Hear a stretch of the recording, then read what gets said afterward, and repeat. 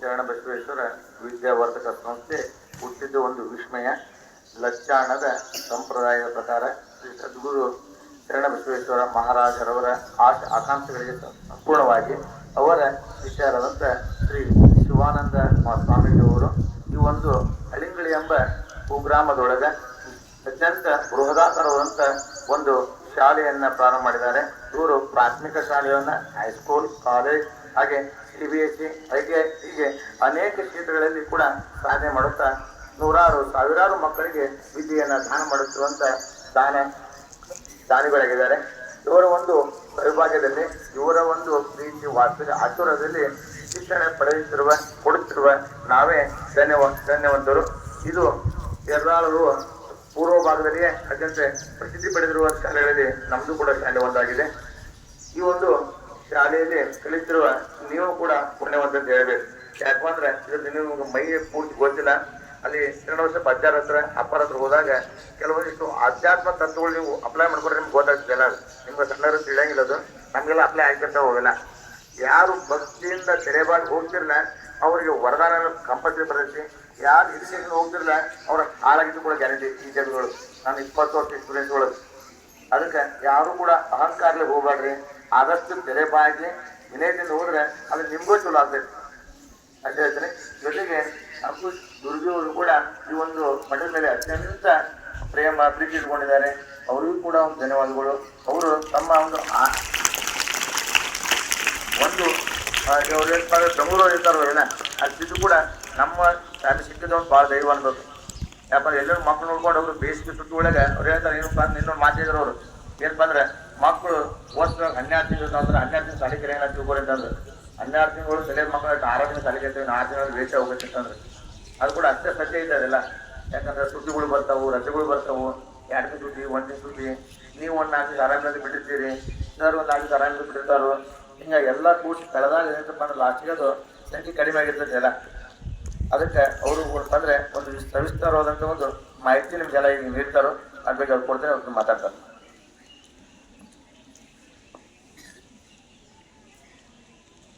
Thank you sir. ಎಲ್ಲರಿಗೆ ನಮಸ್ಕಾರಗಳು. ನಾನು ಅಂಕುಶ್ ದುರ್ಗಿ ಎಂದು. ಸಾಮಾನ್ಯವಾಗಿ ನಾನು ಸುಮಾರು ಒಂದು 30 ವರ್ಷ ಲೆಕ್ಚರಿಂಗ್ ಮಾಡಿದೆ. ಧಾರವಾಡ, ಬೆಳಗಾಂ, ಅಥಣಿ ಹತ್ರ ಒಂದು ನಮ್ಮದು ಚಿಕ್ಕ ಹಳ್ಳಿ, ಇನ್ನಾಳ, ಹೋಲಕ್ವಾಡಿ ಅಂತ ಮಿಕ್ಸಪ್ ಇದ್ದೆ ನಾವು ಕೃಷ್ಣಾ ನದಿ ದಂಡೆಯಲ್ಲಿ. ಸೊ ನಾನು ಲೆಕ್ಚರಿಂಗ್ ಮಾಡ್ತಾ ಈವನ್ ನಾನು ಮಹಾರಾಷ್ಟ್ರದಲ್ಲಿ ಕೂಡ ಲೆಕ್ಚರಿಂಗ್ ಮಾಡಿದೆ. 2 ಸ್ಟೇಟ್ದಲ್ಲಿ ಲೆಕ್ಚರಿಂಗ್ ಮಾಡ್ತಾ ಈಗಲೂ ಕೂಡ ನಾನು ಸ್ಟಡಿ ಮಾಡ್ತಾ ಇದ್ದೇನೆ. ನಾವು I am student of 60 class, 62 ಮುಗಿಸ್ ಬಂದು ಇವಾಗ ಸ್ಟಡಿ ನಡೀತಾ ಇದೆ. ಭಾಳಷ್ಟು ಡಿಗ್ರೀಸ್ ಕವರ್ ಮಾಡಿದೆ. ಇವಾಗ ಜಸ್ಟ್ ಒಂದು PhD ಮುಗಿತಾ ಇದೆ. ಇನ್ನೊಂದಕ್ಕಾಗಿ ಪ್ಲಾನ್ ಇದೆ. ಆಮೇಲೆ ನನ್ನ ಇಬ್ಬಿಬ್ಬರು ಮಕ್ಕಳು ಇವಾಗ ವೆರಿ ಶಾರ್ಟ್ಲಿ ಸೈಂಟಿಸ್ಟ್ ಆಗ್ತಾ ಇದ್ದಾರೆ ಆರ್ಗ್ಯಾನಿಕ್ ಕೆಮಿಸ್ಟ್ರಿದಲ್ಲಿ. ನಾವೆಲ್ಲ ಹಳ್ಳಿಯವರು. ಸೊ ಆರ್ಗ್ಯಾನಿಕ್ ಕೆಮಿಸ್ಟ್ರಿದಲ್ಲಿ ನಾನು PhD ಮಾಡ್ಕೊಂಡೆ ಅವ್ರಿಗೆ, MSc organic chemistry PhD. So ಇವಾಗ ಸಹಜವಾಗಿ ಯಾರೆಲ್ಲ ಸೂಪರ್ ರ್ಯಾಂಕರ್ ಆಗ್ಬೋದು. ಇವಾಗ ಇಬ್ಬಿಬ್ಬರು ಮಕ್ಕಳು ಸೈಂಟಿಸ್ಟ್ ಆಗ್ತಾ ಇದ್ದಾರೆ. ಇನ್ನೊಬ್ರು ಸಾಫ್ಟ್ವೇರ್, ಅಮೃತ, ನಿಖಿತಾ ಅಂತ ಹೇಳಿ, ಇನ್ನೊಬ್ಳು ಸೋನಾಳಿ ಅಂತ ಹೇಳಿ. ಸೊ ಸಹಜವಾಗಿ ಸೂಪರ್ ರ್ಯಾಂಕರ್ ಯಾರೆಲ್ಲ ಆಗ್ಬೋದು. ಅದಕ್ಕೆ ನನ್ನದೇ ಒಂದು ಸ್ಲೋಗನ್ ಇದೆ, ನನ್ನ ಸ್ವಂತದ್ದು ಒಂದು ಸ್ಲೋಗನ್ ಇದೆ ಇಂಗ್ಲಿಷ್ನಲ್ಲಿ. Nobody is a dull and no subject is a tough, but we have to follow some special techniques, tricks, methods and ideas. ಒಂದು 10-20 ಐಡಿಯಾಸ್, ಟೆಕ್ನಿಕ್ಸ್, ಟ್ರಿಕ್ಸ್, ಮೆಥಡ್ಸ್ ಇವೆ. ಅವನ್ನ ಯಾರಾದರೂ ಫಾಲೋ ಅಪ್ ಮಾಡಿದ್ರೆ ಯಾರೆಲ್ಲ ಸೂಪರ್ ರ್ಯಾಂಕರ್ ಆಗ್ತಾರೆ. ಆದ್ರೆ ನಾನು ಹೇಳೋ ಎಲ್ಲ ಥಿಂಗ್ಸ್ ನೀವು ದಿನ ಸಾಯಂಕಾಲ ಒಂದು 10-15 ನಿಮಿಷ ಮಾಡುವುದು. ಆಮೇಲೆ ವಿಶೇಷವಾಗಿ ಅಂದ್ರೆ ಸಮ್ಮರ್ ವೆಕೇಶನ್ ಒಂದು ಎಕ್ಸ್ಟ್ರಾಆರ್ಡಿನರಿ ಒಂದು ಚಿನ್ನದ ಗಣಿ ಇದ್ದಂಗೆ ಮಕ್ಕಳಿಗೆ, ಸ್ಟೂಡೆಂಟ್ಸ್ಗೆ. ಯಾಕಂದ್ರೆ 2 ತಿಂಗಳ ಸಮ್ಮರ್ ವೆಕೇಶನ್ ಅಂದ್ರೆ ಮುಂದಿನ ಇಡೀ ವರ್ಷದ ಸ್ಟಡಿಯನ್ನ ಒಂದು ಸ್ವಲ್ಪ ಮಟ್ಟಲ್ಲಿ ಆದ್ರೂ ನಾವು ಸ್ಟಡಿ ಮಾಡ್ಕೊಂಡು ಬರ್ಬೋದು. ಮತ್ತು ಸೀರಿಯಸ್ಲಿ ಹೋದ್ರೆ ಇಡೀ ವರ್ಷದ ಸ್ಟಡಿಯನ್ನ ಅಟ್ಲೀಸ್ಟ್ ಒಂದು 50, 60, 70% ಸ್ಟಡಿಯನ್ನ ಅಟ್ಲೀಸ್ಟ್ ಒಂದು ರಿವಿಷನ್ ಆದ್ರೂ ಮಾಡ್ಕೊಂಡು ಬರ್ಬೋದು. ಅದಕ್ಕೆ ನಾನು ಜಸ್ಟ್ ಇಲ್ಲಿ ಇದೇ ಸಭೆಯಲ್ಲಿ ನಿಮ್ಗೊಂದು ಎಷ್ಟು ದಿನ ನಮ್ಮ ವೇಸ್ಟ್ ಹೋಗ್ತಾವ ಅನ್ನೋದು ನಾವು ಸ್ಟೂಡೆಂಟ್ಸ್ ಸಹಜವಾಗಿ ನಾವು ಏನಪ್ಪಾ ಸ್ಕೂಲಿಗೆ ರಜೆ ಅಂತ ಹೇಳಿ ಕಳ್ಕೊತಾರ ಅನ್ನೋದು ಇಲ್ಲಿ ಒಂದು ಅದೊಂದು ಹೇಳ್ಬಿಡ್ತೀನಿ. ಓದೋದ ಸ್ಟಡಿ ಅಲ್ಲಿ ನೋಡೋಣ ಹಾಲ್ದಲ್ಲಿ ಅಂದ್ರೆ ಇಲ್ಲಿ 1ನೇ 2ನೇ ಕ್ಲಾಸ್ ಮಕ್ಕಳಿಗೆ, ಕೆಳಗಿನ ಮಕ್ಕಳಿಗೆ ಕೂಡ ಅದು ಐಡಿಯಾ ಸಿಗ್ತದೆ. ಆ ಸಮರ್ ವೆಕೇಶನ್ ಮೋಸ್ಟ್ ಇಂಪಾರ್ಟೆಂಟ್. ಇವಾಗ ನೋಡಿ ಎಲ್ಲಾ ಸ್ಕೂಲ್ದಲ್ಲಿ ಬಹಳಷ್ಟು ಕಡೆಗೆ ನನಗೆ ಸಮರ್ ವೆಕೇಶನ್ ಇಂಪಾರ್ಟೆನ್ಸ್ ಹೇಳ್ಕೊಡ್ರಿ ಸರ್ ಅಂತ ಹೇಳಿ ಬಹಳ ಜನ ಕೇಳ್ತಾ ಇದ್ದಾರೆ. ಆದ್ರೆ ಯೋಗದಿಂದ ನಾನು ಇಲ್ಲಿ ಸೇಗುಡ್ಸಿ ನಮ್ಮ ಊರಿಗೆ ಬಂದಿದೆ, ಸೇಗುಡ್ಸಿ ಬಂದಿದೆ. ಅಲ್ಲಿ ಒಬ್ಬರು KGS ಇದ್ದಾರೆ, ನಮ್ಮ ಕೋಚ್ ಸರ್ ಅಂತ HM ಇದ್ದಾರೆ ಗೌರ್ಮೆಂಟ್ ಹೈಸ್ಕೂಲ್ದಲ್ಲಿ. ಅವ್ರು ಹೇಳಿದ್ರು, ಸರ್ ನಮ್ಮ ಸ್ವಾಮೀಜಿ ಅವರು ನಮ್ಮ ತೀರ್ಥಾಳದ ಪಕ್ಕದ ಹಳಿಂಗ್ಳಿ ಮಠದಲ್ಲಿ ಒಳ್ಳೆ ಚೆನ್ನಾಗಿ ಎಜುಕೇಶನ್ ಕೊಡ್ತಾ ಇದ್ದಾರೆ, ಸ್ವಾಮೀಜಿ ಅವರು ಬಹಳ ವಿಶೇಷತೆ ಅಲ್ಲಿದೆ ಹೇಳಿ ಅವ್ರು ಹೇಳಿದಾಗ ನಾನು ಇಲ್ಲಿ ಬಂದು ನೋಡಿದಾಗ ನಿಜಕ್ಕೂ ಸ್ವಾಮೀಜಿ ಅವರು ಕೂಡ ಮಾತಾಡಿದಾಗ ಅವ್ರು ಕೂಡ ಇಲ್ಲಿ ನಾನು ಕೂಡಿದಾಗ ಜೊತೆಗೆ ತಮ್ಮ HM ಅವರು ಮತ್ತು ಬೇರೆ ಇನ್ನೊಬ್ರು ನಮ್ಮ ಕಾಂಬಳೇಶ್ವರ HM ಅವರು, ಇನ್ನೊಬ್ರು ಅಲಾ ಸರ್ ಅಂತೇಳಿ ಅವರು CBSE ದವರು, ಫೋನ್ ಅವ್ರ ಜೊತೆಗೆ ಫೋನ್ ಮೇಲೆ ಮಾತಾಡಿದ್ವಿ. ಸ್ವಾಮೀಜಿ ಅವರು ಕೂಡ ನಾವು ಚರ್ಚೆ ಮಾಡಿದಾಗ ನನಗೆ ಗೊತ್ತಾಯ್ತು. ಸ್ವಾಮೀಜಿ ಅವರು ಹೇಳಿದ್ರು ಅವ್ರ ಜೊತೆಗೆ ಅವರ ಇನ್ನೊಂದು 4 ಜನ ಇದ್ರಲ್ಲಿ ಸ್ಕೂಲ್ ವ್ಯವಸ್ಥೆ ನೋಡುವವರು. ಅವರೆಲ್ಲ ಹೇಳಿದ್ರು, ಸರ್ ನಾವು ಶಾಲೆಗೆ ಹೋದವರಲ್ಲ, ಶಾಲೆ ಕಲ್ತವ್ರಲ್ಲ, ಏನೋ ಒಂದು ಪ್ರಯತ್ನ ಮಾಡ್ತಾ ಇದ್ದೀವಿ ಅಂತ ಹೇಳಿದ್ರು. ಬಟ್ ನನಗೆ ಬಹಳ ಖುಷಿ ಅನಿಸ್ತು. ಶಾಲೆಗೆ ಹೋಗ್ಲಾರ್ದಂಥವ್ರು, ಕಲೀಲಾರ್ದಂಥವ್ರು ಇಂಥ ದೊಡ್ಡ ಸಾವಿರಾರು ಮಕ್ಕಳಿಗೆ ಶಿಕ್ಷಣ ಕೊಡ್ತಾ ಇದ್ದಾರಲ್ಲ, ಅದು ಶ್ರೇಷ್ಠ, ಬಹಳ ಶ್ರೇಷ್ಠವಾದ ಇಲ್ಲಿ ಕೆಲಸ ನಡೀತಾ ಇದೆ. ಸ್ವಾಮೀಜಿ ಅವರು ಬಹಳ ಚೆನ್ನಾಗಿ ನಿಮ್ಗೆ ಶಿಕ್ಷಣ ಕೊಡ್ತಾ ಇದ್ದಾರೆ. ಜೊತೆಗೆ ಇಂಥ ಆಕ್ಟಿವಿಟೀಸ್, ನಮ್ಮ ಸ್ಟಡಿ ಡೈರೆಕ್ಟ್ ರಿಲೇಟೆಡ್ ಆಕ್ಟಿವಿಟೀಸ್ಗೆ ಮಹತ್ವ ಕೊಡ್ತಾ ಇದ್ದಾರೆ. ನಾನು ಸಾಯಂಕಾಲದಲ್ಲಿ ಬಂದು ಕೇಳಿದಾಗ ಜಸ್ಟ್ ನಾನು ಮುಂದೆ ಹೋಗ್ತಾ ಇದ್ದೆ. ನಾನು ಇವಾಗ ಬೆಲ್ಗಾಂ ಮತ್ತು ಹೆಚ್ಚಾಗಿ ಇವಾಗ ಬೆಂಗಳೂರು ಆಗ್ಬಿಟ್ಟಿವಿ. ನಾವು ಬೆಲ್ಗಾಂ ಧಾರವಾಡದಲ್ಲಿ ಲೈಫ್ ಹೋಯ್ತು, ಆದ್ರೆ ಬೆಂಗಳೂರು ಆಗ್ಬಿಟ್ಟಿವಿ ಇವಾಗ ಹೆಚ್ಚಾಗಿ. ಅದಕ್ಕೆ ನನಗೆ ಹೋಗ್ಬೇಕಾಗಿತ್ತು ಆಕ್ಚುಲಿ. ನಿನ್ನೆ ಜಮಖಂಡಿಯಲ್ಲಿ ಬಹಳಷ್ಟು ಕಡೆಗೆ ಸ್ಕೂಲ್ಗಳಲ್ಲಿ ಲೆಕ್ಚರ್ಸ್ ಇದ್ದು, ಅಲ್ಲೆಲ್ಲ ಕರೆಸಿದ್ರು. ಅಲ್ಲಿ ಬಂದಿದ್ದೆ ನಾನು. ಭಾಗ್ಯನವ್ರ ಸರ್ ನಮ್ಮ ಬಾಗಲಕೋಟೆ ಜಿಲ್ಲೆಯ teachers government primary teachers association ಅಧ್ಯಕ್ಷರಿದ್ದಾರೆ ಅನೇಕ ವರ್ಷಗಳಿಂದ. ಅವರು ಬಹಳಷ್ಟು ಕಡೆ ಲೆಕ್ಚರ್ ತಗೋತಾ ಇದ್ದಾರೆ. ಸೊ ಇವತ್ತು ಒಂದು ದಿನ ಬನ್ನಿ ಸರ್ ಅಂತ ಹೇಳಿ ಕರೆಸಿದ್ರು. ನಿನ್ನೆ ಬಹಳಷ್ಟು ಎಲ್ಲ ಸ್ಕೂಲ್ ಕವರ್ ಮಾಡಿದ್ವಿ. ಸೊ ಬೇರೆ ಸ್ಕೂಲ್ಸ್, ಇಂಗ್ಲಿಷ್ ಮೀಡಿಯಂ ಇರ್ಬೋದು, ಕನ್ನಡ ಮೀಡಿಯಂ ಇರ್ಬೋದು, ಗೌರ್ಮೆಂಟ್ ಇರ್ಬೋದು, ಪ್ರೈವೇಟ್ ಇರ್ಬೋದು, ಎಲ್ಲ ಕವರ್ ಮಾಡಿದ್ವಿ. ಆಮೇಲೆ ನನಗೆ ಇಲ್ಲಿ ಸ್ವಾಮೀಜಿ ಅವರು ಮನೆ ದಿನ ಮಾತಾಡ್ತಾ ಇದ್ದಾಗ ನನಗೊಂದು ವಿಚಾರ ಬಂತು. ಇಲ್ಲ, ಹೇಗಾದ್ರೂ ಬಂದಿದೆ ಈಚೆಗೆ, ಮತ್ತೆ ಬರೋದು ಕಷ್ಟ ಆಗ್ತದೆ. ಒಂದ್ಸಲ ಪ್ಲಾನಿಂಗ್ ಮಾಡ್ಕೊಂಡು ಈಗಲೇ ನಾವು ಐಡಿಯಾ ಕೊಟ್ರೆ ಸಮರ್ ವೆಕೇಶನ್ದಲ್ಲಿ ಎಂಥ ಸಮಯ ನಾವು ವೇಸ್ಟ್ ಮಾಡ್ತೀವಿ ಅನ್ನೋದು ಮಕ್ಕಳಿಗೆ ಗೊತ್ತಾದ್ರೆ ಸ್ವಲ್ಪ ಹೆಚ್ಚಿಗೆ ಹೆಲ್ಪ್ ಆಗ್ತದ ಅನ್ನೋ ವಿಚಾರದಲ್ಲಿ ನಾವು ಇವತ್ತು ಲೆಕ್ಚರ್ ಇಟ್ಕೊಂಡಿವಿ. ನಿಮಗೆ ಜಸ್ಟ್ ಇಲ್ಲೇ ಒಂದು ಐಡಿಯಾ ಹೇಳ್ಕೊಡ್ತೇನೆ ನೋಡಿ. ವರ್ಷದಲ್ಲಿ ನಾವು ಎಂಥ ದಿನಗಳನ್ನು ಕಳ್ಕೊತೀವಿ ಲೆಕ್ಕ ಮಾಡ್ಬೇಕು, ಎಷ್ಟು ದಿನಗಳನ್ನು ನಾವು ಪಡಿತೀವಿ ಅದನ್ನು ಲೆಕ್ಕ ಮಾಡ್ಬೇಕು. ಅಂದ್ರೆ ನಮಗೆ ಸ್ಟಡಿ ಮಾಡ್ಲಿಕ್ಕೆ ಈಸಿ ಆಗ್ತದೆ. ಮತ್ತು ಈ ಒಂದು ಲೆಕ್ಚರ್, ಈ ಒಂದು ವಿಡಿಯೋ ರೂಪದಲ್ಲಿ ಇಡೀ ಜಗತ್ತಕ್ಕೆ ಇದು ಸಂದೇಶ ಹೋಗ್ತದೆ, ಯಾವ ತರ ನಾವು ಸಮಯನ ಸರಿಪಡಿಸ್ಕೋಬೇಕಂತ ಹೇಳಿ. ಖಾಲಿ ಸಮಯನ, ವೇಸ್ಟ್ ಡೇಸ್ ಅನ್ನ ಬೆಸ್ಟ್ ಡೇಸ್ ಅಲ್ಲಿ ನಾವು ಕನ್ವರ್ಟ್ ಮಾಡ್ಲಿಕ್ಕೆ ಆಗ್ತದ.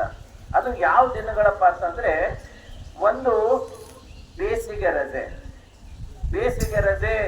ಸ್ಕೂಲಿಗೆ ರಜೆ ಅಂತ ಇದ್ದಾಗ ನೀವು ಮನೆಯಲ್ಲೇ ಕುಂತು ಇನ್ನೂ ಹೆಚ್ಚಿಗೆ ಸ್ಟಡಿ ಮಾಡ್ಬೇಕು.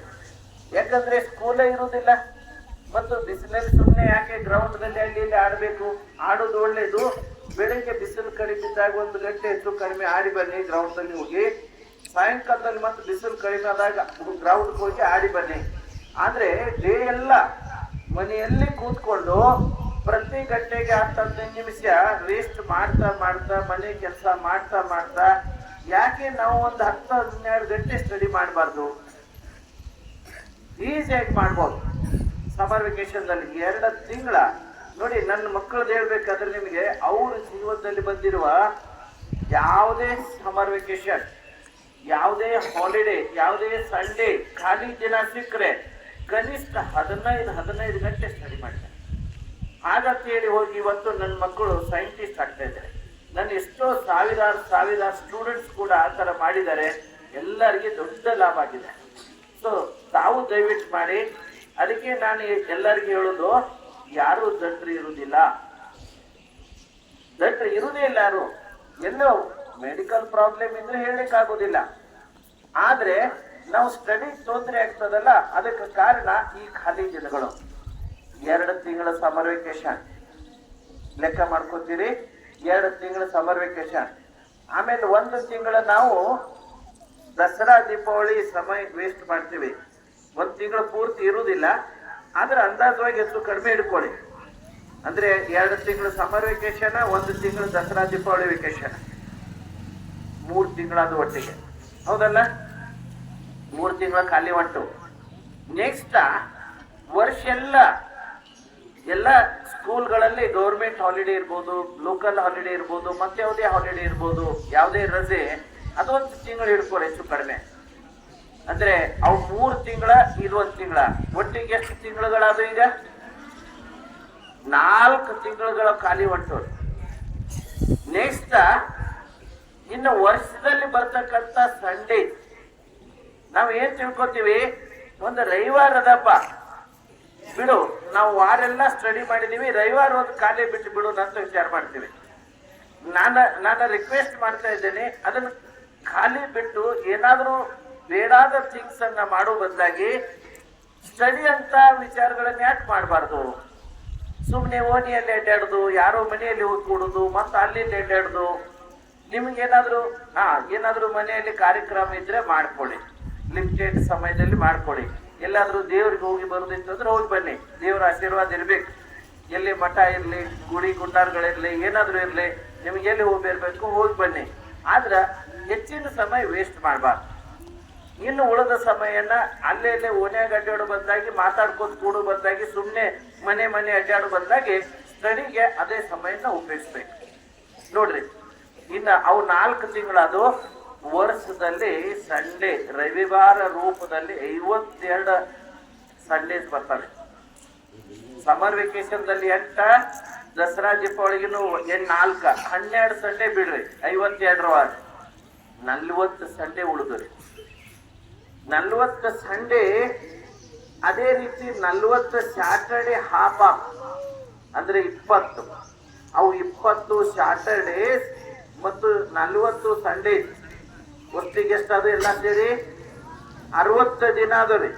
ಅಂದ್ರೆ ತಿಂಗಳಲ್ಲಿ ಎಷ್ಟಾಗ್ತವೆ? 2 ತಿಂಗಳು. ಅವು 4 ತಿಂಗಳ, ಇವು 2 ತಿಂಗಳ, 6 ತಿಂಗಳ ನಾವ ಖಾಲಿ ದಿನಗಳ ಹೋಗ್ತಾವ. ಸಂಡೇ ಅದ, ಸೂಟಿ ಅದ, ಹಾಗೂ ಹೀಗೂ ಅಂತ ಹೇಳಿ ನಾವು ಬಿಟ್ಟು ಬಿಡ್ತೀವಿ. ಅದೇ ನಮ್ಮ ಶಿಕ್ಷಣ ಕ್ಷೇತ್ರದಲ್ಲಿ ಹೊಡೆತ ಕೊಡೋದು ಇವತ್ತು. ಎಲ್ಲಾದ್ರೂ ಸ್ಟೂಡೆಂಟ್, ನನ್ನ ರಿಕ್ವೆಸ್ಟ್ ಇದೆ ಎಲ್ಲಾ ರೀತಿಯ ಸ್ಟೂಡೆಂಟ್ಸ್ಗೆ ಮತ್ತು ಜೊತೆಗೆ ಪೇರೆಂಟ್ಸ್ ನಾನು ರಿಕ್ವೆಸ್ಟ್ ಮಾಡ್ತಾ ಇದ್ದೀನಿ, ಈ ವಿಡಿಯೋ ಮುಖಾಂತರ, ನಮ್ಮ ಸ್ವಾಮೀಜಿಯವರ ಆಶೀರ್ವಾದ ಮುಖಾಂತರ, ಇಂತಹ ಖಾಲಿ ದಿನಗಳನ್ನ ಯಾರಾದ್ರೂ ಸ್ಟಡಿಗೆ ಉಪಯೋಗಿಸಿದ್ರೆ, ವಿಶೇಷವಾಗಿ ಸಮ್ಮರ್ ವೆಕೇಶನ್ ಬಹಳ ಸಮೀಪ ಬರ್ತಾ ಇದೆ, ಒಂದೊಂದು ಕ್ಷಣ ಬಿಡಬೇಡಿ, ಒಂದೊಂದು ದಿನ ಬಿಡಬೇಡಿ. ನಿಮ್ ಏನಾದ್ರೂ ಕಾರ್ಯಕ್ರಮಗಳಿದ್ರೆ ಮಾಡ್ಕೊಳ್ಳಿ, ಉಳಿದೆಲ್ಲ ಏನೇ ಇರಲಿ, ಬಟ್ ಖಾಲಿ ಸಮಯ ನಿಮಗೆ ಗೊತ್ತಾಗ್ತದ. ನಾನು ಹೇಳೋ ಅವಶ್ಯಕತೆ ಇಲ್ಲ, ಸರ್ ಅವ್ರು ಹೇಳೋ ಅವಶ್ಯಕತೆ ಇಲ್ಲ, ಯಾರು ಹೇಳೋ ಅವಶ್ಯಕತೆ ಇಲ್ಲ. ನಿಮಗ್ ಗೊತ್ತಾಗ್ತದ ಯಾವ ದಿನ ನಾವು ವೇಸ್ಟ್ ಮಾಡತ್ತೀವಿ, ಯಾವ ಕ್ಷಣ ವೇಸ್ಟ್ ಮಾಡತ್ತೀವಿ. ಈ ಕ್ಷಣಗಳನ್ನ, ನಿಮಿಷಗಳನ್ನ, ಗಂಟೆಗಳನ್ನ, ದಿನಗಳನ್ನ ಇವನ್ ಯಾರಾದ್ರೂ ವಿಚಾರ ಮಾಡಿ ಸರಿ ಕ್ರಮದಲ್ಲಿ ಅಭ್ಯಾಸಕ್ಕೆ ಬಳಸಿದ್ರೆ ನಿಮ್ಮಂತ ಸೂಪರ್ ರ್ಯಾಂಕರ್ ಯಾರು ಇರುವುದಿಲ್ಲ. ದಯವಿಟ್ಟು ಸೀರಿಯಸ್ಲಿ ತಗೊಳ್ರಿ. ಈ ಖಾಲಿ ದಿನಗಳು, ಸೂಟಿ ಅದ, ನಾನು ಖಾಲಿ ಅಡ್ಡಾಡ್ಬೇಕಂತ ಎಂದೂ ಮನಸ್ಸಿನಲ್ಲಿ ತರಬೇಡಿ.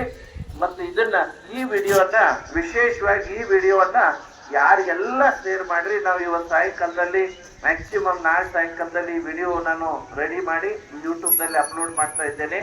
ನಮ್ಮ ಎಲ್ಲ ಸ್ಟೂಡೆಂಟ್ಸ್ಗೆ, ಎಲ್ಲ ನಮ್ಮ ಪೇರೆಂಟ್ಸ್ಗೆ ಗೊತ್ತಾಗಬೇಕು ನಾವು ಖಾಲಿ ದಿನಗಳನ್ನು ವೇಸ್ಟ್ ಮಾಡ್ತಾ ಇದ್ದೀವಿ. ಟೀಚರ್ಸ್ ಅವ್ರ ಪ್ರಶ್ನೆನಿಲ್ಲ, ಟೀಚರ್ಸ್ ಯಾವಾಗಲೂ ಹೇಳ್ತಾರೆ ಎಲ್ಲರೂ ಖಾಲಿ ದಿನ ಅಡ್ಡಾಡಬೇಡ್ರಪ್ಪ, ಸ್ಟಡಿ ಮಾಡ್ರಿ ಅಂತ ಅವ್ರು ಯಾವಾಗ್ಲೂ ವಿಷಯ ಇದ್ದದ್ದೇ. ಆದ್ರೆ ಪೇರೆಂಟ್ಸ್ ಸೀರಿಯಸ್ಲಿ ತಗೋಬೇಕು. ಕೆಲವು ಪೇರೆಂಟ್ಸ್ ತೋಚಿರ್ತಾರೆ, ನೋ ಡೌಟ್. ಜೊತೆಗೆ ಎಲ್ಲಾ ಪೇರೆಂಟ್ಸ್ ಸೀರಿಯಸ್ಲಿ ತಗೋಬೇಕು. ನಮ್ಮ ಮನೆಗೆ ಹೋಗಿ ಹೇಳ್ರಿ, ನಿಮ್ಮ ಓಣಿ ಒಳಗೆ ಇದನ್ನೆಲ್ಲ ಹೇಳ್ರಿ, ನಾವು ಖಾಲಿ ದಿನ ಎಷ್ಟು ಬಿಡ್ತೀವ ಅನ್ನೋದು. ಇದೇ ನಮ್ಮ ಶಿಕ್ಷಣ ಕ್ಷೇತ್ರದಲ್ಲಿರುವ ಒಂದು ದೊಡ್ಡ ಸಮಸ್ಯೆ ಅದ. ಬೇರೆ ಎಲ್ಲದಕ್ಕಿಂತ ಇದು ಒಂದು ದೊಡ್ಡ ಸಮಸ್ಯೆ ಅದ. ಅದಕ್ಕೆ ನಾನು ಇದೇ ಸಮಸ್ಯೆಯನ್ನ ಸರಿಪಡಿಸ್ಕೊಂಡು ನನ್ನ ಎಷ್ಟೋ ಸಾವಿರಾರು ಸ್ಟೂಡೆಂಟ್ಸ್ ಯೂಸ್ ಮಾಡಿದ್ದೇನೆ, ನನ್ನ ಮಕ್ಕಳಿಗೆ ಯೂಸ್ ಮಾಡಿದ್ದೇನೆ. ಇವಾಗ ತಮ್ಮಂತ ಶಾಲೆಗಳ ಮುಖಾಂತರ ಎಲ್ಲಾ ಕಡೆ ಹೋಗ್ತಾ ಇದೆ, ಯೂಟ್ಯೂಬ್ ಚಾನಲ್ ಮುಖಾಂತರ. ನನ್ನ ಯೂಟ್ಯೂಬ್ ಚಾನಲ್ ಅಂಕುಶ್ ದುರ್ಗಿ ಅಂತ ಇದೆ. 4 ಭಾಷೆಗಳಲ್ಲಿ, ಕನ್ನಡ, ಹಿಂದಿ, ಇಂಗ್ಲಿಷ್ ಮತ್ತು ಮರಾಠಿ 4 ಭಾಷೆಗಳಲ್ಲಿ ಯಾವೆಲ್ಲ ವಿಡಿಯೋಸ್ ಇವೆ, ಬೇರೆ ಬೇರೆ ಎಲ್ಲ ತರದ ವಿಡಿಯೋಸ್ ಇವೆ. ಮನೆಯಲ್ಲಿ ಇದ್ದಾಗ ನೀವು ಹೇಗಿರ್ಬೇಕು, ಸ್ಕೂಲ್ ಕ್ಲಾಸ್ ರೂಮ್ದಲ್ಲಿ ಹೇಗಿರ್ಬೇಕು, ಕ್ಲಾಸ್ ರೂಮ್ದಲ್ಲಿ ಯಾರು ಕೂಡ ಡಿಸ್ಕಷನ್ ಮಾಡಬೇಡಿ, ಕ್ಲಾಸ್ ರೂಮ್ನಲ್ಲಿ ಟೈಮ್ ವೇಸ್ಟ್ ಮಾಡಬೇಡಿ. ಟೀಚರ್ಸ್ ಬೋರ್ಡ್ ಮೇಲೆ ಏನು ಕಲಿಸ್ತಾರಲ್ಲ ಆಗ ಅವ್ರ ಕಡೆಗೆ ಲಕ್ಷ್ಯ ಕೊಡಬೇಕು. ಮೈಂಡ್ ಕಾನ್ಸಂಟ್ರೇಷನ್, ಅದಕ್ಕಾಗಿ ನಾನು ವಿಡಿಯೋಸ್ ಮಾಡಿದ್ದೇನೆ. ಕ್ಲಾಸ್ ರೂಮ್ನಲ್ಲಿ ಅಕ್ಕಪಕ್ಕದ ಜೊತೆಯವರು ಕೂಡ ಡಿಸ್ಕಷನ್ ಮಾಡಬಾರ್ದು. ಮೈಂಡ್ ಕಾನ್ಸಂಟ್ರೇಷನ್ ಬೆಳಿಲಿಕ್ಕೆ ಇದೊಂದು ಸೂಪರ್ ಐಡಿಯಾ ಇದೆ. ಏನದು, ಕ್ಲಾಸ್ ರೂಮ್ನಲ್ಲಿ ಫಸ್ಟ್ ಟೀಚರ್ಸ್ ಏನ್ ಕಲಿಸ್ತಾರ ಕರೆಕ್ಟಾಗಿ ತಿಳ್ಕೊಬೇಕು, ನೋಡ್ಬೇಕು. ಬೋರ್ಡ್ ಕಡೆಗೆ ಅವ್ರ ಕಡೆಗೆ ನೋಡ್ಕೊಂಡು ಬೋರ್ಡ್ ಮೇಲೆ ಬರೆಯುವಾಗ ಅದನ್ನೇ ನೋಡ್ಕೋಬೇಕು. ಅವ್ರು ಹೇಳುವುದನ್ನ ಕೆಲವೊಂದು ಕೈ ಸೊನ್ನೆ ಅದು ಮಾಡ್ತಿರ್ತಾರ, ಆ ಸೊನ್ನೆಗಳು ನೋಡ್ಬೇಕು, ಕೈ ಸೊನ್ನೆಗಳು ನೋಡ್ಬೇಕು, ಹಿಂಗ್ ಸಿಗ್ನಲ್ ಕೊಡ್ತಿರ್ತಾರೆ. ಆಮೇಲೆ ನಿಮಗ್ ಬರ್ಕೋಲಿಕ್ಕೆ ಬೇಕಾಗಿತ್ತಂದ್ರೆ ಟೀಚರ್ಸ್ ಅವರಿಗೆ ರಿಕ್ವೆಸ್ಟ್ ಮಾಡಿ, ಇಲ್ಲ ನಾನು ಇದನ್ನ ಬರ್ಕೋತಾ ಇದ್ದೇನೆ ಸರ್ ಅಥವಾ ಮೇಡಮ್ ನನಗೆ ಸ್ವಲ್ಪ ಸಮಯ ಕೊಡ್ರಿ ಅಂತ ಅವ್ರಿಗೆ ರಿಕ್ವೆಸ್ಟ್ ಮಾಡಿ ಕೇಳ್ಕೊಂಡು ಅದನ್ನ ಬರ್ಕೋಬೇಕು. ಆಮೇಲೆ ಏನಾದ್ರೂ ತಿಳಿಲಿಲ್ಲ ಅಂದ್ರೆ ಅದನ್ನ ಕೇಳ್ಬೇಕು. ಮತ್ತು ಪ್ರತಿ ದಿನ ನೀವು ಕ್ಲಾಸ್ ರೂಮ್ದಲ್ಲಿ ಇದ್ದಾಗ ಯಾರು ಕೂಡ ಡಿಸ್ಕಷನ್ ಮಾಡಬಾರ್ದು. ನೋಡಿ, ನಿಮ್ಮ ಕ್ಲಾಸ್ ಟಾಪರ್ಸ್ ಅನ್ನ ನೋಡ್ರಿ, ನಿಮ್ಮ ಸ್ಕೂಲ್ ಟಾಪರ್ಸ್ ನೋಡ್ರಿ, ನಿಮ್ಮ ಏರಿಯಾದ ಟಾಪರ್ಸ್ ನೋಡ್ರಿ. ಅವ್ರು ಏನ್ ಮಾಡ್ತಾರೆ, ಕ್ಲಾಸ್ ರೂಮ್ನಲ್ಲಿ ಸರಿಯಾಗಿ ಕೇಳ್ಕೊಂತಾರೆ, ಯಾರು ಕೂಡ ಮಾತಾಡಂಗಿಲ್ಲ. ಅವ್ರು ವಿಶೇಷವಾಗಿ ಯಾರು ಕೂಡ ಜಗಳಾಡಂಗಿಲ್ಲ. ಅವ್ರು ಜಗಳಾಡಿದ್ರೆ ಮಾನಸಿಕ ಒಂದು ಇಂಬ್ಯಾಲೆನ್ಸ್ ಆಗ್ತದ, ಮಾನಸಿಕ ಸ್ಥಿತಿ ಕೆಡ್ತದ. ಕೆಲವು ಕ್ಷಣಗಳವರೆಗೆ, ಕೆಲವು ಗಂಟೆ ಒಳಗೆ ನೋಡ್ರಿ, ನೀವು ಯಾರು ಕೂಡ ಏನೋ ತಪ್ಪಿ ಮಾತಾಡಿರ್ತೀರಿ, ಮಾತಾಡಬಾರ್ದಾಗಿರ್ತದ. ಆದ್ರೆ ತಪ್ಪಿ ಮಾತಾಡಿದ್ರು ಕೂಡ ಮನಸ್ಸಿಗೆ ನಿಮಗೆ ನೋವು ಆಗ್ತದ. ಆಮೇಲೆ ನಮ್ಗೆಲ್ಲಾನು ಇಂಬ್ಯಾಲೆನ್ಸ್ ಆಗ್ತದ, ಸ್ಟಡಿನೂ ಹಾಳಾಗ್ತದ, ಕ್ಲಾಸ್ದಲ್ಲಿ ಡಿಸ್ಟರ್ಬ್ ಆಗ್ತದ. ಆಮೇಲೆ ನಾನು ಇದು ಮಾತಾಡಬಾರ್ದಾಗಿತ್ತು, ಮಾತಾಡಿದಂತ ನಿಮಗೂ ನೋವ ಇರುತ್ತೆ. ಆದ್ರೂ ಕೂಡ ಬಾಯಿ ತಪ್ಪು ಹೋಗಿರ್ತದ. ಅಂತವನ್ನು ಕೂಡ ಅನ್ವಾಂಟೆಡ್ ಥಿಂಗ್ಸ್ ಏನೋ ಮಾಡೋಗಿಲ್ಲ. ಬೈ ಚಾನ್ಸ್ ಏನೋ ಬಾಯಿ ತಪ್ಪಿ ಮಾತಾಡಿದ್ರು ಅದ್ರ ಮೇಲೆ ಹೆಚ್ಚಿಗೆ ಟೈಮ್ ವೇಸ್ಟ್ ಮಾಡೋಗಿಲ್ಲ. ಸಾರಿ ಅಂತ ಮುಂದೆ ನಿಮ್ ಕೆಲ್ಸಕ್ಕೆ ನೀವು ಬೆನ್ನು ಹತ್ಬೇಕು. ಅದಕ್ಕೆ ಕ್ಲಾಸ್ ರೂಮ್ದಲ್ಲಿ ಯಾರು ಕೂಡ ಡಿಸ್ಕಷನ್ ಹೆಚ್ಚಿಗೆ ಮಾಡೋದಿಲ್ಲ. ಸ್ಟಡಿ ಸಂಬಂಧಪಟ್ಟದಿದ್ರೆ ಮಾಡ್ಲಿಕ್ಕೆ ಅಡ್ಡಿ ಇಲ್ಲ. ಆದ್ರೂ ಡಿಸ್ಟರ್ಬ್ ಆಗ್ತದ, ಬೇರೆ ಮಕ್ಕಳಿಗೆ ಪಕ್ಕದ ಕ್ಲಾಸ್ ನಲ್ಲಿ ಡಿಸ್ಟರ್ಬ್ ಆಗ್ತದ, ಬೇರೆದವ್ರಿಗೆ ಡಿಸ್ಟರ್ಬ್ ಆಗ್ತದ. ಅದಕ್ಕೆ ಸೈಲೆಂಟ್ ಆಗಿ ಕೂತ್ಕೊಂಡು ನೋಡ್ಬೇಕು. ಯಾಕಂದ್ರೆ ನಮ್ಮ ಬ್ರೈನ್ ಸಿಸ್ಟಮ್ ಹೆಂಗದ ಅಂದ್ರೆ ಪ್ರತಿ ಕ್ಷಣ ಒಂದೇ ಕೆಲಸ ಮಾಡುತ್ತೆ. ನೀವ ಟೀಚರ್ಸ್ ಕಲ್ಸು ಮುಂದೆ ಅಲ್ಲಿ ಯಾರಾದ್ರೂ ಸರ್ ಅಥವಾ ಮೇಡಮ್ ಕಲ್ಸಿರ್ತಾರೆ, ಕಲ್ಸು ಮುಂದೆ ಪಕ್ಕದವ್ರ ಜೊತೆಗೆ ಡಿಸ್ಕಷನ್ ಮಾಡ್ರಂದ್ರೆ ನಿಮ್ಮ ಬ್ರೈನ್ಗೆ ಕನ್ಫ್ಯೂಸ್ ಆಗ್ತದ. ಏನ್ ಅಲ್ಲಿ ಕಲ್ಸೋದನ್ನ ಕೇಳ್ಕೋಬೇಕು, ಏನ್ ಇಲ್ಲಿ ಪಕ್ಕದವ್ರು ಕೂಡ ಡಿಸ್ಕಷನ್ ಮಾಡ್ಬೇಕು, ಇದು ಬ್ರೈನಿಗೆ ಕನ್ಫ್ಯೂಸ್ ಆಗ್ತದ. ಅದಕ್ಕೆ ಕ್ಲಾಸ್ ರೂಮ್ ನಲ್ಲಿ ಮಾತಾಡೋ ಮಕ್ಕಳಿಗೆ ಸ್ಟಡಿ ತೊಂದರೆ ಆಗುತ್ತೆ. ಕ್ಲಾಸ್ ರೂಮ್ ನಲ್ಲಿ ಡಿಸ್ಕಷನ್ ಸುಮ್ಮನೆ ಅನ್ವಾಂಟೆಡ್ ಡಿಸ್ಕಷನ್ ಮಾಡೋ ಮಕ್ಕಳಿಗೆ ತೊಂದರೆ ಆಗುತ್ತೆ. ಅದಕ್ಕೆ ದಯವಿಟ್ಟು ಇದನ್ನ ನೀವು ಸೀರಿಯಸ್ಲಿ ತಗೊಳ್ರಿ. ನಿಮ್ಮ ಟೀಚರ್ಸ್ ಎಷ್ಟೇ ಹೇಳಿದ್ರು ಅದು ನಿಮಗೆ ಅದು ಏನಪ್ಪಾ ಟೀಚರ್ ಸುಮ್ಮನೆ ಕೂಡಿಸ್ತಾರ ಇದ್ದಾರ ಅಂತ ಅನಿಸ್ಬಹುದು. ನಾನು ಹೇಳುದನ್ನ ಏನಪ್ಪಾ ಇವ್ರೇನ್ ನಮ್ಮ ಕ್ಲಾಸ್ ರೂಮ್ದಲ್ಲಿ ಮಾತಾಡ್ಲಿಕ್ಕೆ ಕೊಡೋದಿಲ್ಲಲ್ಲ ಅಂತ ಅನ್ಸ್ಕೋಬಹುದು ನೀವು. ಬಟ್ ಹಾಗಲ್ಲ, ಇದು ಸೂಪರ್ ಸೈಕಾಲಜಿಕಲ್ ಇಫೆಕ್ಟ್ ಇರುತ್ತೆ. ಅದಕ್ಕೆ ನಿಮ್ಮ ಆ ಸೂಪರ್ ರ್ಯಾಂಕರ್ಸ ಸೈಲೆಂಟ್ ಆಗಿ ಕೂತ್ಕೊಂಡು ಸರಿಯಾಗಿ ಕೇಳ್ಕೊಂಡು ಅವತ್ತ ಸಾಯಂಕಾಲದಲ್ಲಿ ಮನೆಗೆ ಅಥವಾ ಹಾಸ್ಟೆಲ್ದಲ್ಲಿ ಹೋದಾಗ ಕ್ಲಾಸ್ ರೂಮ್ದಲ್ಲಿ ಹೇಳಿದಂಥದ್ದು ಹೋಮ್ ವರ್ಕ್ ಮಾಡ್ತಾರೆ, ಕ್ಲಾಸ್ ವರ್ಕ್ ಮಾಡ್ತಾರೆ. ಮತ್ತೆ ಅವರಿಗೆ ಖುಷಿ ಬರುತ್ತೆ, ಮತ್ತೆ ಈಸಿ ಆಗುತ್ತೆ. ಸ್ಟೂಡೆಂಟ್ಸ್ ಎಲ್ಲ ನಾವೆಲ್ಲರೂ ಕೂಡಿ ಏನಂತೀವಿ, ನೋಡಿ ಈ ಸ್ಟೂಡೆಂಟ್ ರಾಯಲ್ ಆಗಿದ್ದಾರೆ, ಒಳ್ಳೆ ಚೆನ್ನಾಗಿ ಸ್ಟಡಿ ಮಾಡ್ತಾರೆ, ಕೇಳ್ಕೊತಾರೆ, ಆಮೇಲೆ ಎಲ್ಲ ಅರ್ಥ ಆಗ್ತದ. ಸೊ ಇಂಟೆಲಿಜೆಂಟ್ ಸ್ಟೂಡೆಂಟ್ ಅಂತ ನಾವು ನೋಡ್ಲಿಕ್ಕೆ ಆ ಸ್ಟೂಡೆಂಟಿಗೆ ಇನ್ನೂ ಇನ್ಸ್ಪೈರ್ ಆಗುತ್ತೆ. ಈ ಕೆಲಸ ನೀವೆಲ್ಲರೂ ಮಾಡಿದ್ರೆ ಪ್ರತಿಯೊಬ್ಬರು ಸೂಪರ್ ಆಗ್ತಾರೆ. ಅದಕ್ಕೆ ಕ್ಲಾಸ್ ರೂಮ್ದಲ್ಲಿ ಸೈಲೆನ್ಸ್ ಇಟ್ಕೊಳ್ಳಿ, ಮನೆಯಲ್ಲಿದ್ರು ಸೈಲೆನ್ಸ್ ಇಟ್ಕೊಳ್ಳಿ, ಹಾಸ್ಟೆಲ್ನಲ್ಲಿ ಇದ್ರು ಸೈಲೆನ್ಸ್ ಇಟ್ಕೊಳ್ಳಿ. ಹಾಸ್ಟೆಲ್ ಮಕ್ಕಳು ಒಂದು ರೂಮ್ದಿಂದ ಇನ್ನೊಂದು ರೂಮಿಗೆ ಹೋಗಿ ಡಿಸ್ಕಷನ್ ಮಾಡ್ಕೊಂಡು ಕೂಡ್ಬೇಕು, ಯಾರೋ ಕೂಡ್ಬೇಕು. ಹಾಗೇನೋ ಯಾರೋ ಬಂದು ಡಿಸ್ಟರ್ಬ್ ಮಾಡ್ತಿದ್ರು, ಇನ್ನೊಂದು ರೂಮ್ದಿಂದ ಇನ್ನೊಂದು ರೂಮಿಗೆ ಬಂದು ಡಿಸ್ಟರ್ಬ್ ಮಾಡ್ತಿದ್ರೆ ಸೀದಾ ನಿಮ್ಮ ಟೀಚರ್ಸ್ ಅವ್ರಿಗೆ, ವಾರ್ಡನ್ ಅವ್ರಿಗೆ, HM ಅವ್ರಿಗೆ ರಿಕ್ವೆಸ್ಟ್ ಮಾಡಿ ಹೇಳಿ. ಆದ್ರೆ ಅವ್ರು ಕೂಡ ಜಗಳಾಡೋಂಗಿಲ್ಲ. ಯಾವುದೋ ಅನ್ವಾಂಟೆಡ್ ಥಿಂಗ್ಸ್ ಮಾಡಬೇಡಿ. ನೀವು ಸೂಪರ್ ಆಗ್ತೀರಾ. ಅದಕ್ಕೆ ಮೈಂಡ್ ಕಾನ್ಸಂಟ್ರೇಷನ್ಗಾಗಿ ಕ್ಲಾಸ್ ರೂಮ್ದಲ್ಲಿ ಸೈಲೆಂಟ್ ಆಗಿ ಟೀಚರ್ಸ್ ಕಲಿಸೋದನ್ನ ಅಬ್ಸರ್ವ್ ಮಾಡಬೇಕು, ಕರೆಕ್ಟ್ ಆಗಿ ಕೇಳ್ಕೋಬೇಕು, ಅದನ್ನ ಬರ್ಕೋಲಿ ಅವಶ್ಯಕತೆ ಇದ್ರೆ ಬರ್ಕೋಬೇಕು. ಏನಾದ್ರೂ ತಿಳಿದಿರ್ಲಿಲ್ಲ ಅಂದ್ರೆ ಆಗಿದ್ದಾಗೆ ಎದ್ದು ನಿಂತು ಕೇಳಬೇಕು. ಮತ್ತು ಅದ್ರ ಮೇಲೆ ರೂಮಿಗೆ ಅಥವಾ ಮನೆಗೆ ಹೋದ್ಮೇಲೆ ಕ್ಲಾಸ್ ವರ್ಕ್ ಹೋಮ್ ವರ್ಕ್ ಏನ್ ಕೊಟ್ಟರು ಮಾಡಬೇಕು, ಇಟ್ಕೋಬಾರ್ದು. ಇವತ್ತಿಂದ ನಾಳೆಗೆ, ನಾಳಿದ್ದು ನಾಡ್ದು ಕನ್ಬಾರ್ದು. ಇಂಥ ಥಿಂಗ್ಸ್ ಅನ್ನ ನೀವು ಫಾಲೋ ಅಪ್ ಮಾಡಿ ನೀವು ಸೂಪರ್ ರ್ಯಾಂಕರ್ ಆಗ್ತೀರಿ. ಒಂದು ನೋಡಿ, ಸಮರ್ ವೆಕೇಶನ್ ಖಾಲಿ ದಿನಗಳನ್ನು ಯೂಸ್ ಮಾಡಬೇಕು.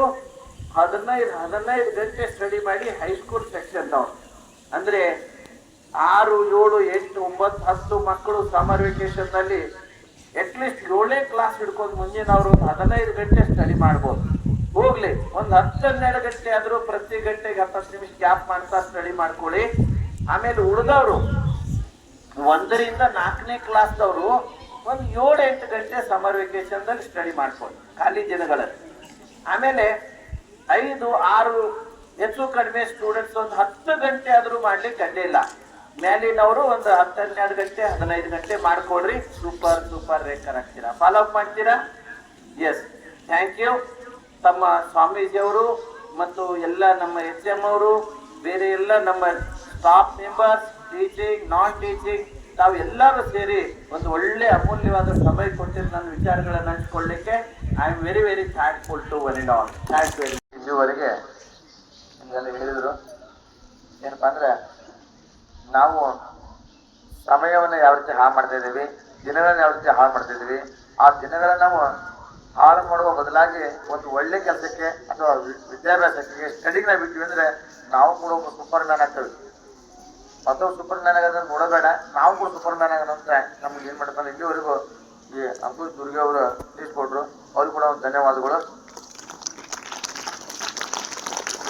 ಇನ್ನು 4ರಿಂದ 10 ಮಕ್ಕಳಿಗೆ ಮತ್ತೊಂದು ಸೆಕ್ಷನ್ ಹಿಡಿದೈತಿ, ಅದನ್ನ ಹಿಡಿದೈತಿ. ಅಲ್ಲಿ ಕೂಡ ನಿಮ್ಗೆ ಕೆಲವೊಂದು ಎಕ್ಸ್ಟ್ರಾ ಕೊಡ್ತಾರೋ. ಒಂದು 10 ದುಡ್ಡು ತಗೊಂಡ 4 ಮುಗಿದೋಗ್ಬೋದಲ್ಲ, ಹುಡುಗಿ ಉಳಿದೇವು